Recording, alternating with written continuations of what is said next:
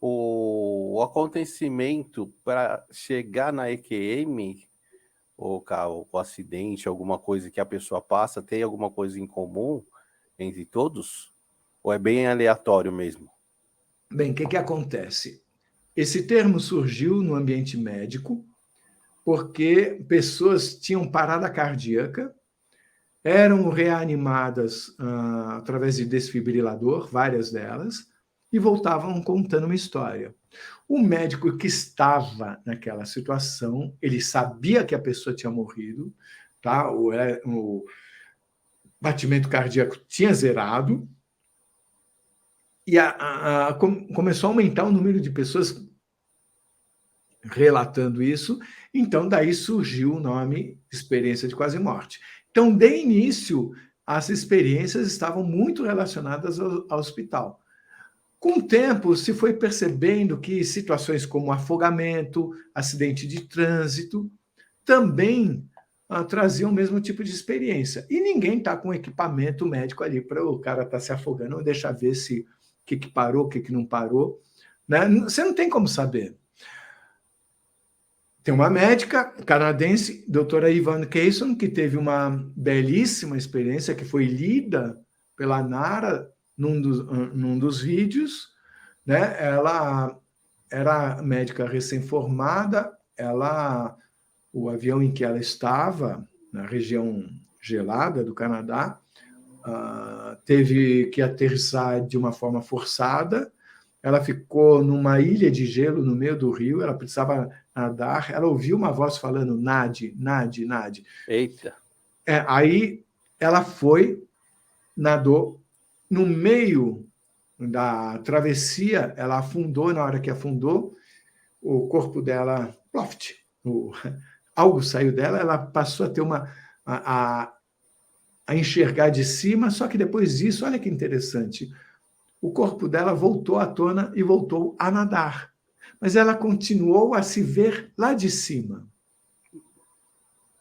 E ela nadando aqui embaixo e se vendo lá de cima. E ela disse que ela tinha uma visão dupla, de Nossa, cima e dos de baixo. olhos.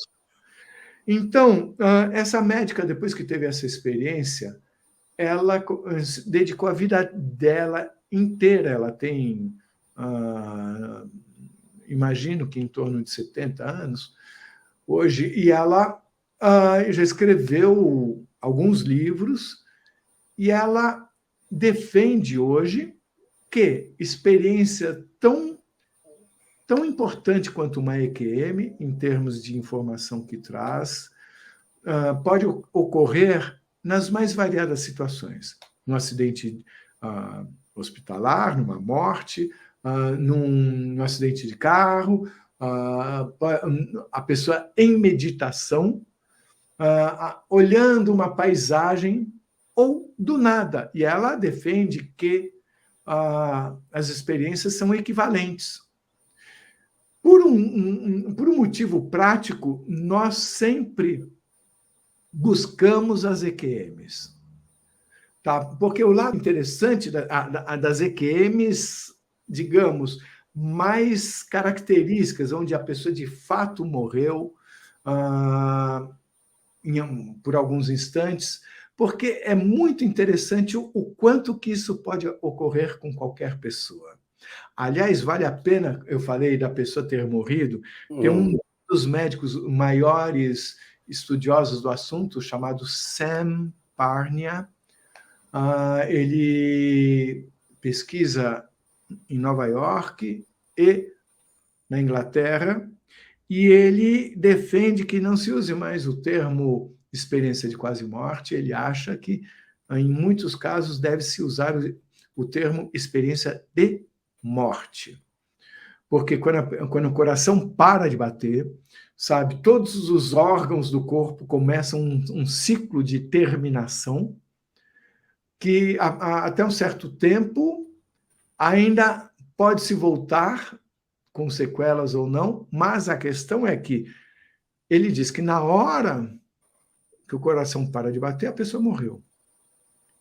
Então, alguns comentários no canal falam, por exemplo, mas, na verdade, ninguém morreu de fato porque voltou. Isso é uma questão a ser definida, porque, afinal, o que é morrer? Porque todo mundo que passa por experiência diz que a morte não existe. Essa morte que as pessoas imaginam, né? Vários nem percebem, custam a perceber que algo mudou, né? Então, tem o que a gente chama na física de solução de continuidade, né? Então, mas isso, de qualquer forma, não é algo que se possa convencer ninguém.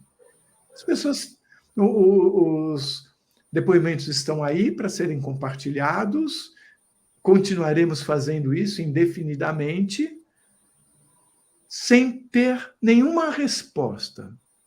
Cada um vai construir as suas respostas, cada um vai construir a sua verdade. Também porque muita gente que tem muitas dúvidas teve algum tipo de experiência na vida também. Não, com certeza.